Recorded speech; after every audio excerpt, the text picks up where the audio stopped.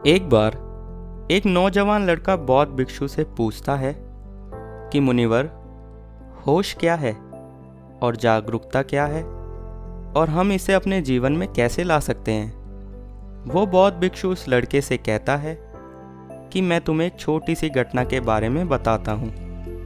एक बार महात्मा बुद्ध अपने सैकड़ों भिक्षुओं को प्रवचन दे रहे थे और बुद्ध के सभी भिक्षु बुद्ध को बड़े ही ध्यान से सुन रहे थे।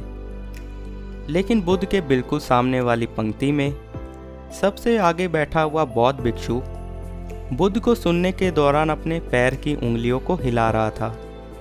जैसे ही बुद्ध की नज़र उस भिक्षु पर पड़ी तो बुद्ध बोलते बोलते अचानक चुप हो गए। जैसे ही बुद्ध अचानक रुक गए, वहाँ उपस्थित सब लोग चौंक गए। जो भिक्षु अपने पैरों की उंगलियां हिला रहा था, बुद्ध उससे पूछते हैं कि तुम्हारे पैर की उंगलियां क्यों हिल रही हैं। जैसे ही वह भिक्षु बौद्ध के इन शब्दों को सुनता है, वह भिक्षु अपने पैरों की उंगलियां हिलाना बंद कर देता है और बुद्ध से कहता है कि बुद्ध, आपके शब्द और समय यह दोनों ही कीमती हैं, इसलिए आप इस तरह की छोटी बातों पर ध्यान मत दीजिए। और वैसे भी मैं आपको सुन तो रहा ही था, तो इससे क्या फ़र्क पड़ता है कि मेरे पैरों की उंगलियां हिल रही थी या फिर नहीं। तो बुद्ध उस भिक्षु से पूछते हैं कि क्या तुम अपने पैरों की उंगलियां जानबूझकर हिला रहे थे। तो वह भिक्षु बुद्ध से कहता है, नहीं, मैं अपनी उंगलियां जानबूझकर नहीं हिला रहा था। मुझे तो पता भी नहीं चला कि मेरी उंगलियां कब हिलने लगी। बुद्ध कहते हैं, फिर यह छोटी सी बात नहीं है, क्योंकि अगर तुम्हारे पैर की उंगलियां तुम्हारी मर्जी के बिना हिल रही हैं, तो तुम्हारा मन भी तुमसे बिना तुम्हारी मर्जी के कुछ भी करवा सकता है।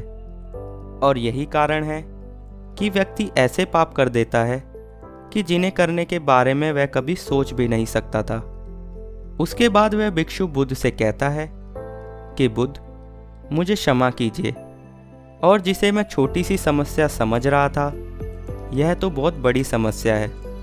कृपा कर मुझे बताएं कि इस बड़ी सी समस्या से छुटकारा कैसे पाया जा सकता है। बुद्ध कहते हैं, होश के द्वारा और जागरूकता के द्वारा।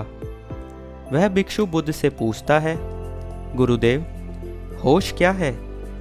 बुद्ध कहते हैं कि होश का अर्थ है जाग कर देख लेना। क्या तुमने यह ध्यान नहीं दिया कि तुम्हारे पैरों की उंगलियां हिल रही थी, लेकिन जैसे ही तुम्हारा ध्यान उस पर गया, वह हिलना बंद हो गई।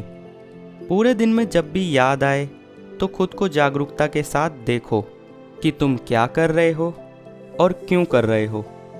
तुम्हें बेहोशी में जाने की आदत है, इसलिए तुम बार बार होश खो दोगे, लेकिन तुम्हें बार बार अपने होश को वापस लाना है।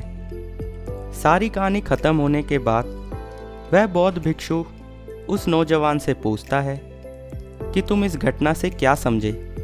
वह नौजवान लड़का कहता है कि होश का अर्थ है खुद को देखना। फिर वह बौद्ध भिक्षु उस लड़के से कहते हैं कि शुरुआत में ज़बरदस्ती जागरूक रहो और बाद में जागरूकता तुम्हारा स्वभाव बन जाएगी। अगर हम लगातार जागरूक रहने का प्रयास करते हैं तो हमारा मन ना चाहते हुए भी जागरूक रहेगा, जिसे बेहोशी में भी बदलने का कोई तरीका नहीं है। उम्मीद करता हूँ आपको कहानी पसंद आई होगी। मिलता हूँ आपसे एक और मोटिवेटेड स्टोरी के साथ। तब तक के लिए be positive, be motivated and stay safe. Good bye.